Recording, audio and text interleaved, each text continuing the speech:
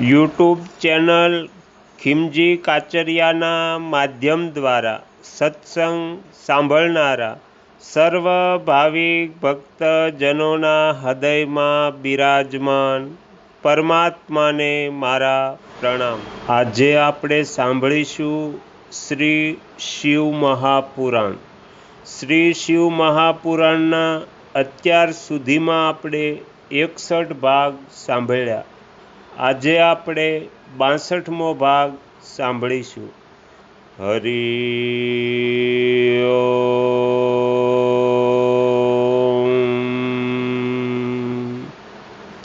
શ્રી રામચંદ્રજી કહે છે, હે દેવી, ભગવાન વિષ્ણુની શિવ ભક્તિ જોઈને પ્રસન્ન ચિત્ત થયેલા વરદાયક ભક્ત વત્સલ રુદ્રદેવે ઉપરયુક્ત વાત કહીને સ્વયં શ્રી ગુરુ ગરુડધ્વજને પ્રણામ કર્યા।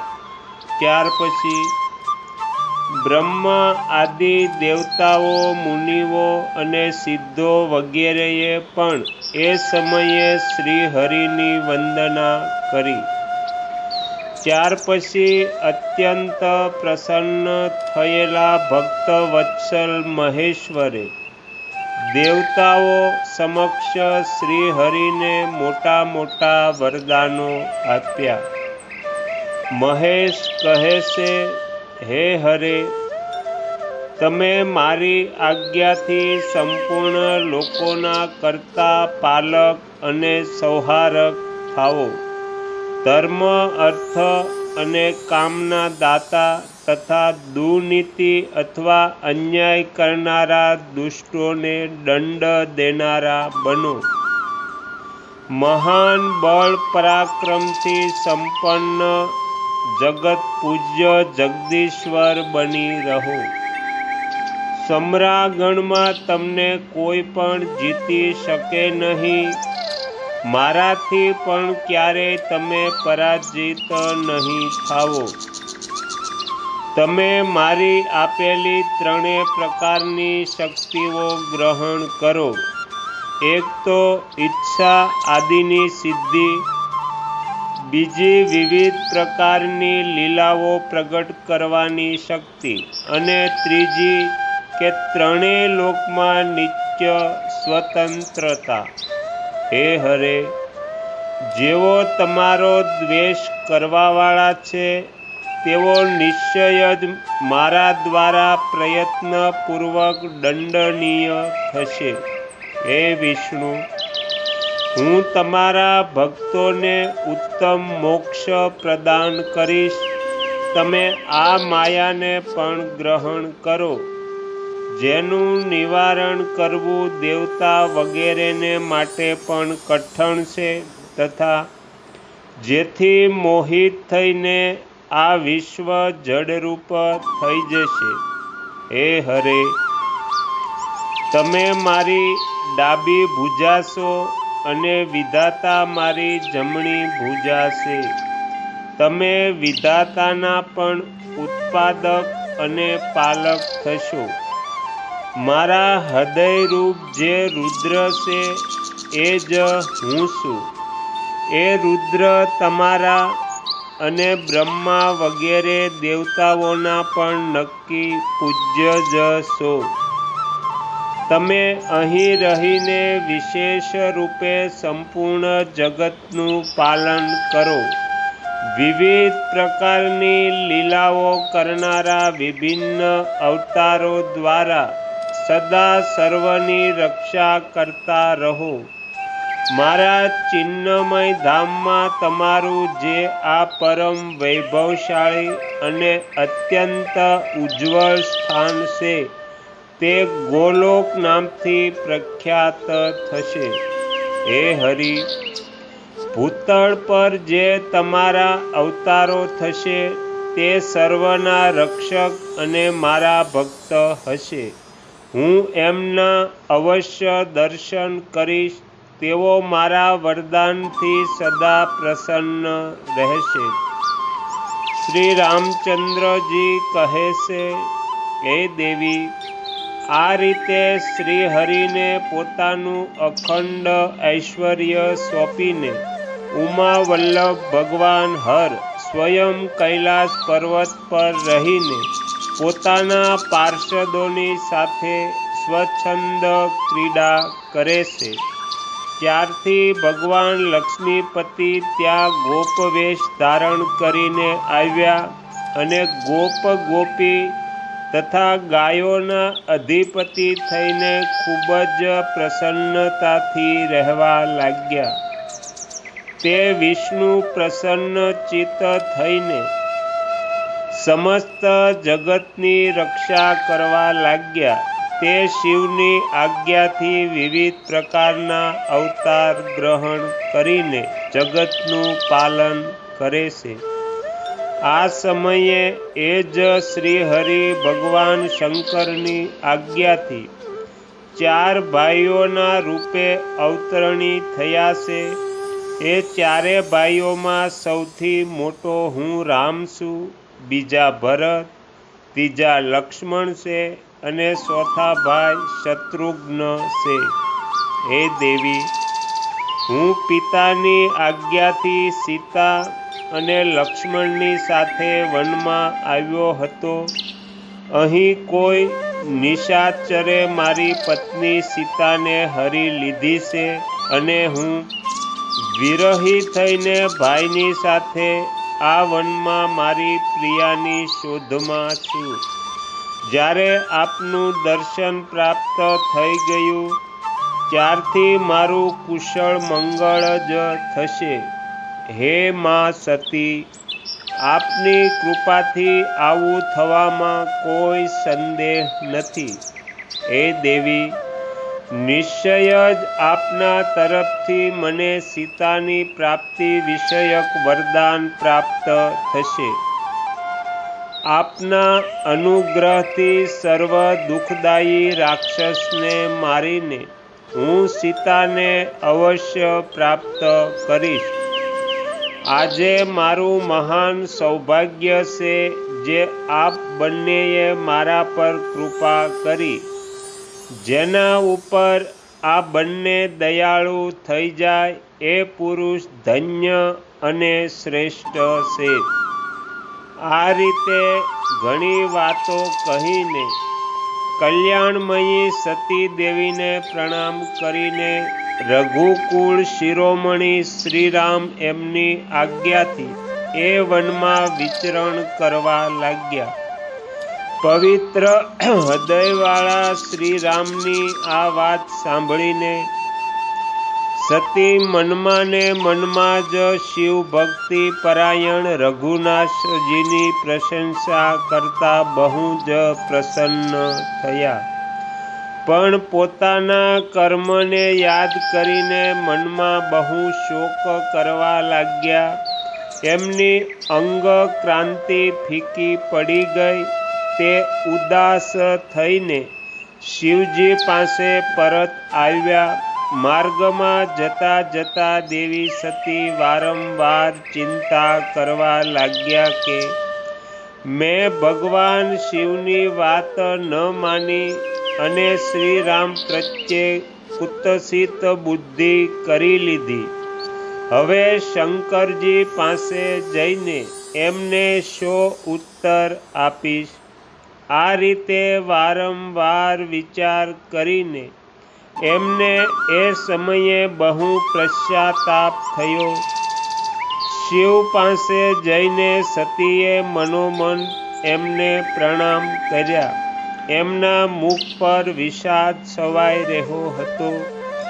તે શોકથી વ્યાકુળ અને નિસ્તેજ થઈ ગયા હતા. સતીને દુઃખી જોઈને ભગવાન હરિએ એમના કુશળ સમાચાર પૂછ્યા અને પ્રેમપૂર્વક કહ્યું, તમે કેવી રીતે પરીક્ષા કરી? એમની આ વાત સાંભળીને સતી મસ્તક ઝુકાવીને એમની પાસે ઊભા રહી ગયા. એમનું મન શોક અને વિષાદમાં ડૂબેલું હતું. ભગવાન મહેશ્વરે ધ્યાન લગાવીને સતીનું આખું ચરિત્ર જાણી લીધું અને એમને મનથી એમનો ત્યાગ કરી દીધો. વેદ ધર્મનું પ્રતિપાલન કરનારા પરમેશ્વર શિવે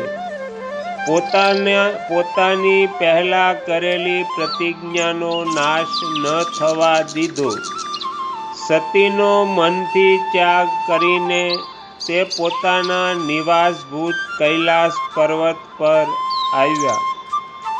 માર્ગમાં જતા મહેશ્વર અને સતીને સંભળાવતા આકાશવાણી થઈ, હે પરમેશ્વર, તમે ધન્ય છો અને તમારી આ પ્રતિજ્ઞા પણ ધન્ય છે. ત્રણેય લોકોમાં તમારા જેવો મહાયોગી અને મહાપ્રભુ બીજો કોઈ નથી. આ આકાશવાણી સાંભળીને દેવી સતીની ક્રાંતિ ફીકી પડી ગઈ. એમણે ભગવાન શિવને પૂછ્યું, હે નાથ, હે મારા પરમેશ્વર, આપે કઈ પ્રતિજ્ઞા કરી છે, બતાવો તો ખરા. સતીની આ પ્રકારે પૂછવા પર પણ એમનું હિત ચાહનારા પ્રભુએ પહેલાં પોતાના વિવાહના વિષયમાં ભગવાન વિષ્ણુ સામે જે પ્રતિજ્ઞા કરી હતી એને ન બતાવી. હે મુનિ, એ સમયે સતીએ પોતાના પ્રાણવલ્લભ પતિ ભગવાન શિવનું ધ્યાન કરીને એ સમસ્ત કારણને જાણી લીધું, જેથી એમના પ્રિયતમે એમનો ત્યાગ કર્યો હતો. શંભુએ મારો ત્યાગ કરી દીધો છે એ વાતને જાણીને દક્ષ કન્યા સતી શીઘ્ર જ અત્યંત શોકમાં ડૂબી ગયા અને વારંવાર ધ્રુસકે ચડી ગયા. સતીના મનોભાવ જાણીને શિવે એમને માટે જે પ્રતિજ્ઞા કરી હતી એને ગુપ્ત જ રાખી હતી અને એ બીજી બાજુ બહુ જ કથાઓ કહેવા લાગ્યા. વિવિધ પ્રકારની કથાઓ કહેતા કહેતા તે સતીની સાથે કૈલાસ પર જઈ પહોંચ્યા અને શ્રેષ્ઠ આસન પર સ્થિત થઈને ચિત્તવૃત્તિઓના નિરોધપૂર્વક સમાધિ લગાવીને સ્વસ્વરૂપનું ધ્યાન કરવા લાગ્યા. સતી મનમાં અત્યંત વિષાદ લઈને પોતાના એ ધામમાં રહેવા લાગ્યા. હે મુને, શિવા અને શિવના એ ચિત્રને કોઈ જાણતું ન હતું. હે મહામુને, સ્વેચ્છાથી શરીર ધારણ કરીને લોકલીલાનું અનુસરણ કરનારા એ બંને પ્રભુઓનું આ પ્રકારે ત્યાં રહીને ઘણો દીર્ઘકાળ વ્યતીત થઈ ગયો. તત્પશ્ચાત ઉત્તમ લીલા કરનારા મહાદેવજીએ ધ્યાન તોડ્યું. આ જાણીને જગદંબા સતી ત્યાં આવ્યા અને એમણે વ્યથિત હૃદયથી શિવના ચરણોમાં પ્રણામ કર્યા. ઉદાર ચેતા શંભુએ એમને પોતાની સામે બેસવા માટે આસન આપ્યું અને બહુ પ્રેમથી ઘણી મનોરમ કથાઓ કહી. એમણે એવી જ લીલા કરીને સતીના શોકને તત્કાળ દૂર કરી દીધો. તેઓ પૂર્વવત સુખી થઈ ગયા. તેમ છતાં પણ શિવજીએ પોતાની પ્રતિજ્ઞા છોડી નહીં. હે તાત, પરમેશ્વર શિવના વિષયમાં આ કોઈ આશ્ચર્યની વાત ન સમજવી જોઈએ. હે મુનિ, મુનિઓ શિવ અને શિવાની આવી જ કથા કહે છે. કેટલાક એ બંનેમાં વિયોગ માને છે, પરંતુ એમનામાં વિયોગ કેવી રીતે સંભવી શકે? શિવા અને શિવના ચરિત્રને વાસ્તવિક રૂપે કોણ જાણે છે? એ બંને સદા પોતાની ઈચ્છાથી રમે છે અને વિવિધ પ્રકારની લીલાઓ કરે છે. સતી અને શિવ વાણી અને અર્થની જેમ એકબીજાથી જોડે નિત્ય સંયુક્ત છે. એ બંનેમાં વિયોગ થવો અસંભવ છે. એમની ઈચ્છાથી જ એમનામાં લીલા વિયોગ થઈ શકે છે.